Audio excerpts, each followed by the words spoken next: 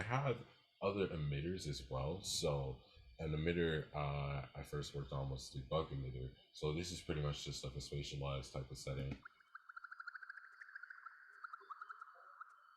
I don't know if you hear this in mono or not, but it's pretty much moving left to right.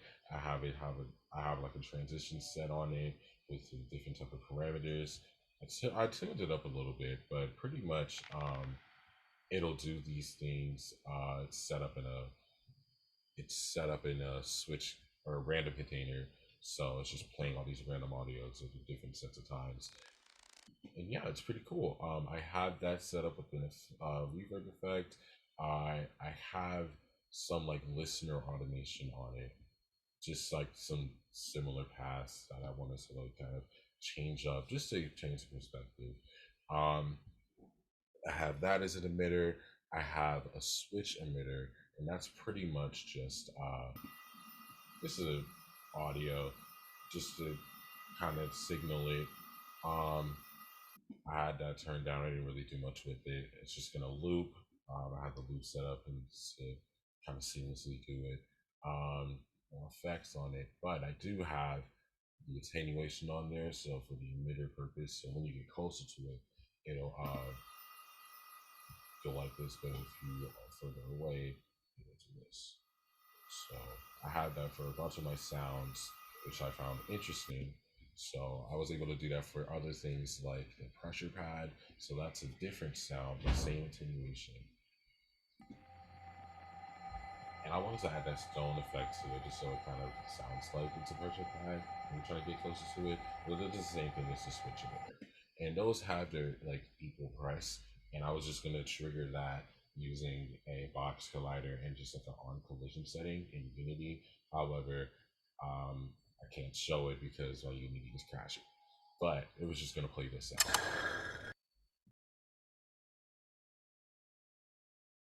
Onto the footsteps is where I started using my switches. So I have that set up with a couple things. I have a footstep switch and a music switch, and I also have states, which I'll get to later. Um, so the footsteps, there are different types of footsteps. So that's set up. These are all set up to be in a sound effects right now. So in this bus, but these are the earth steps. They vary a little bit, not necessarily too much in pitch right now, but in low pass, I thought they'd be pretty cool just for like the ground effects.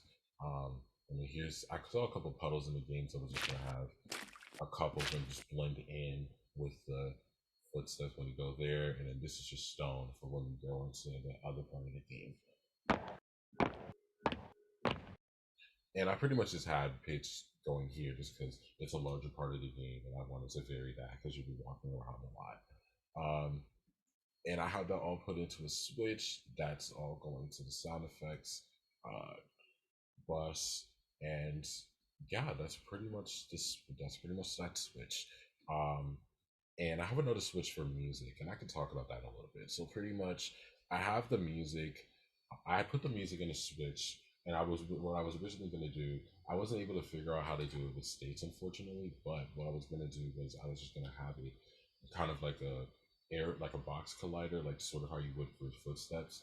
I would do that for when there's enemies around, and I've had it kind of the area just that switch into the combat music. So I have normal music and I have combat music. So here's what the ambient music sounds like. Just something to kind of make you feel a little confused. And I was able to work on the loop a little bit. I had some kind of variants, and I was gonna try to work on that for the music. But yeah, and I have combat music, which is pretty much it's a little louder, but I turned it down in the mix, so it should be fine. But this is what you see like in the stuff. I'll just cue that for different areas, and I would just play in loop pretty much. But yeah, that was my idea for the music, and I was just gonna have that set up as a switch. In the events, I can show you. In the event press, I'm just gonna I wanted to have the emitter stop and then have this press every time you get a switch, or one of those little like diamond switches when you are unlocking the grenade gear. Um, And then I had the same thing for the pressure pad, so it's just going to stop the emitter and then press this. So moving on, those are my emitters and just the pressing events I did. So now going into the characters, I was able to work on Ellen and the Chompers. I unfortunately wasn't able to get to the Grenadier because I didn't think I would have enough time dealing with these situations. So for Ellen, pretty much I have a couple different things going on. So for example, I have those footsteps that we just started with, and I have her weapon, so her like size, her sword. Um, where is that? So sword impact. That's pretty much. I set this up kind of using like the animator. So that's where the scripting I did comes in. So I had a script for the animator just to have like different functions and different like events go where just for different characters and the different animations. So I was able to do that and then duplicate and attach them to the animator for each animation and be able to redo all of the animation events to be able to put all of these in there. So I started that for the sword impacts, and I think that's where the problem started, but that's fine. So here's what my sword impact sounds like.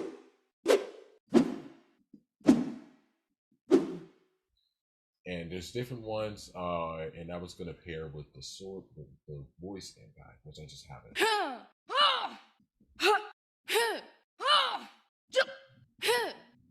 And though I put those kind of similar together, I think I just put it the sword impact and then the voice impact, just like kind of like a just a little bit off from each other, just so you have a little bit of delay and it varies. Um, so those are my impacts. I did that for the animation. So this is what it sounds like when you stab the chompers, but I had this attached to the chomper animations. So this is pretty much I wanted to have different variances going on because the chopper gets hit in so many different ways, so you never know what you're gonna hit. So I kind of just wanted to like vary it and just have the sword like make different type of style sounds basically. Um anyway, moving on to Ellen. So we have her hurt. This is when she gets attacked by the chopper or any other enemy.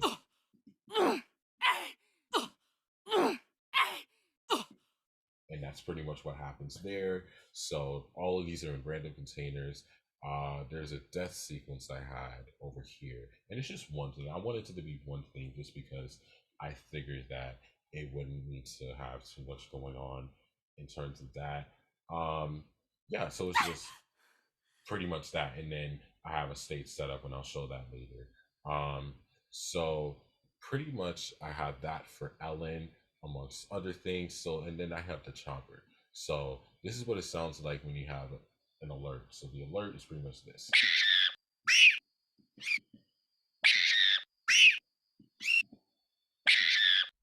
And it's like different versions of that, and I altered the pitch for this because there's multiple of them. And I did the same thing for animations. uh I attach all of the chomper sound effects. I use them with emitters just so that there's like proximity in terms of each enemy so that it's not all triggered at once and it's just all in your ear. Just wanted to have some variance, so you'll see like for example I have that here, so I have a chomper emitter as well, and that's pretty much just going to do different things. I, I tested this with the idle ambience, which is pretty much just one sound effect, but it's a loop and it's pretty much just this. And it's going to play with multiple different animals, but it's fine because that's what I wanted, and that's and it loops perfect. And I was just gonna have that under a chomper emitter. This is where I tested it, and it worked pretty well. And I think that I thought that would have paired well with the amount of animals I had. So I tested it, and it worked with all these different sounds for the chomper. And this is what it sounds like for the death. I did the same thing in terms of emitter. And I put some reverb on it just because I know it's going to be like when when you attack them and they go far away, it'll sound like they're going far away. So I figured the reverb would be a great addition, just so it's not like a bare sound. So I have that for the attack. Um, Same approach. It's going to get closer as you hit Helen or Ellen. And I have footsteps. They're not really footsteps, but they're more like noises they make when they walk. and I was able to map it with the animation. It was just a little difficult, but it worked out fine. So then this is the hit I have. I attached this to Ellen. Same way I attached the Ellen stab to the Chomper. I did the I did the same thing for the Chomper hit. I just attached this to Ellen just so that the hit goes, and then the Ellen hurt goes right after that, just so you get that effect as well. So I kind of wanted to simulate like a bite, but not really a bite because they're like foreign animals, and I just wanted to kind of do that. And it's affected this same amount of positioning, and yeah. So this is what I have for states. This is the last thing I'm going to show. So this is what I have for states. I pretty much have an alive state, a dead state, and a pause state. The scripting, I was able to work out how to use the UI. So I was able to like kind of trigger the pause event to go with the game.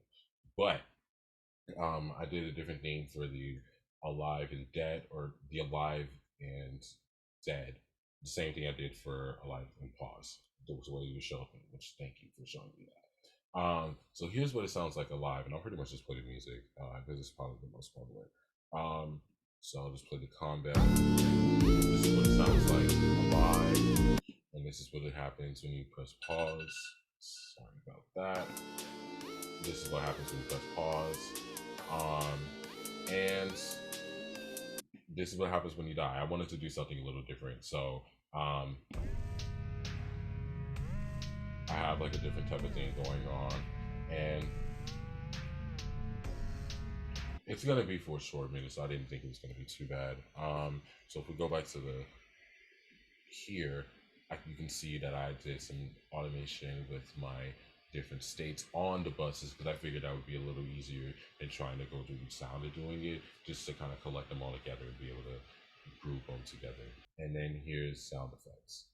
I didn't do too much with the sound effects because there wasn't going to be too much going on unless it's like an emitter or something. Just something I wanted to start the sound effect. But the only thing you probably hear is the water, but it's just probably going to be far away. But yeah, I pretty much have that going. And yeah, thank you so much for an awesome semester. I'm so sorry we couldn't get Unity to work out, but I wanted to show you my work in progress anyway. And just, like I kind of know what I'm doing in terms of this stuff. But yeah, hopefully it helps. And thank you so much.